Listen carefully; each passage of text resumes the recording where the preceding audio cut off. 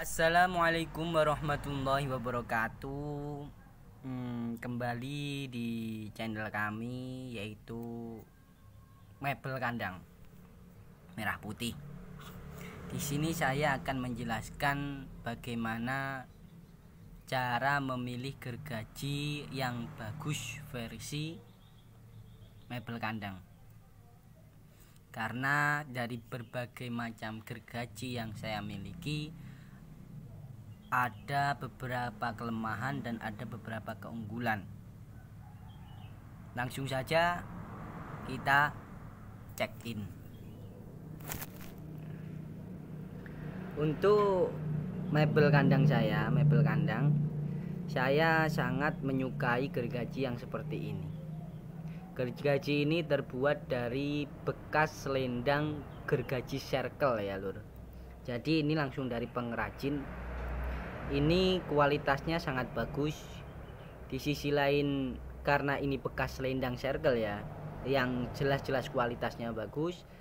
Yang kedua keunggulannya adalah di sini sangat kaku, besinya itu kaku sekali.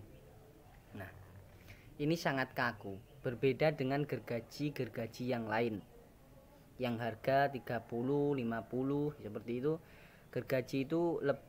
Gergaji ini lebih kaku daripada yang lainnya. Keunggulan yang pertama yang saya sukai adalah dimana di sisi lain ini sangat tajam. Jadi untuk memotong kayu seperti ini, memotong kayu seperti ini, dia itu untuk memotong kayu seperti ini, hasilnya nanti ini tidak akan menceng. Jadi tidak menceng sekali, tidak menceng seperti itu enggak, tapi hasilnya bisa lurus persisi, bisa lurus seperti ini, tidak menceng seperti ini. Ini kan agak menceng.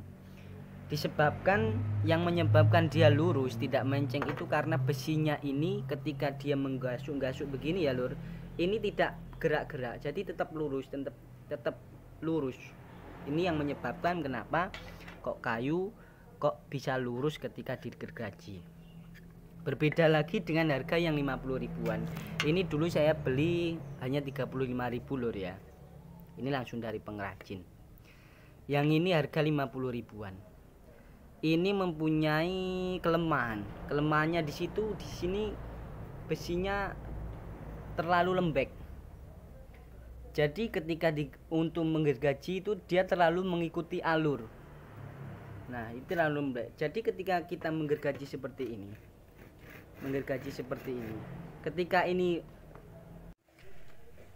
ini buat gergaji, kalau hasil pertamanya dari gerakan pertamanya ini sudah meleset, menceng begini,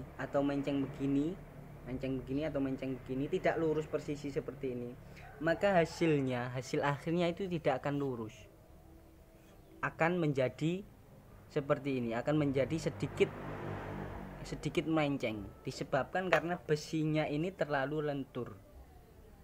Di sisi lain ini matanya ini kalau pengikirannya harus persisi, harus lurus. Kalau tidak lurus nanti gergaji ini suloyo, tidak bisa membuat gergaji karena tingginya antara ini dan ini harus sama. Kalau tidak sama akan menjadikan gergaji ini sulit untuk dipakai. Ini yang harga 50 ribuan. Yang selanjutnya yang harga 100 ribuan. Ini gergaji tukang, yang dulu katanya gergaji tukang ya. Ini saya cuma memakai 1 bulan. Karena pertama bosen ngikirnya. Ini matanya kan begitu kecil ya, dan banyak sekali matanya. Ketika dikikir, ini kalau bukan ahli kikir,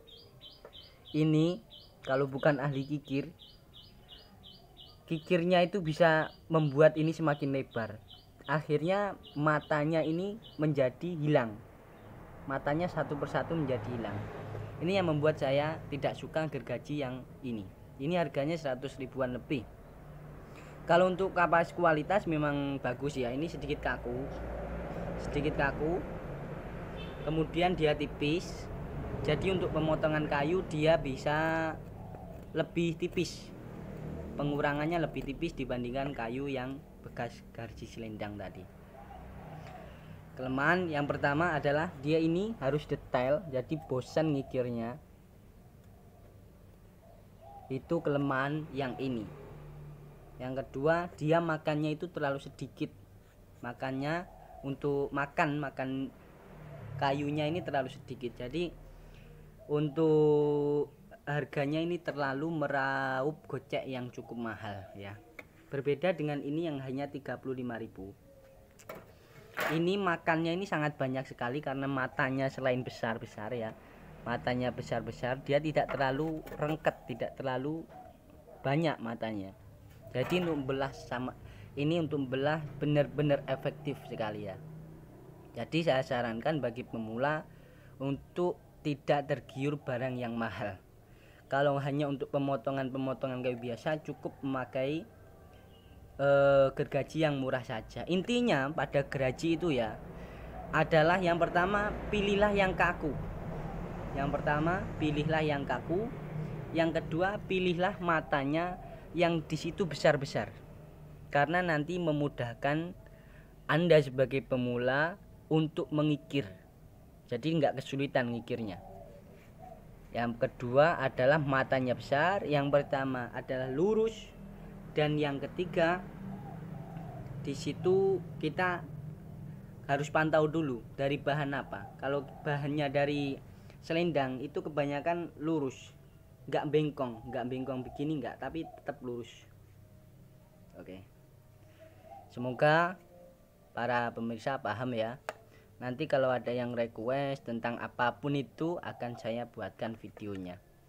Untuk episode selanjutnya akan saya tampilkan cara mengikir versi mebel kandang. Oke, terima kasih. Wassalamualaikum warahmatullahi wabarakatuh.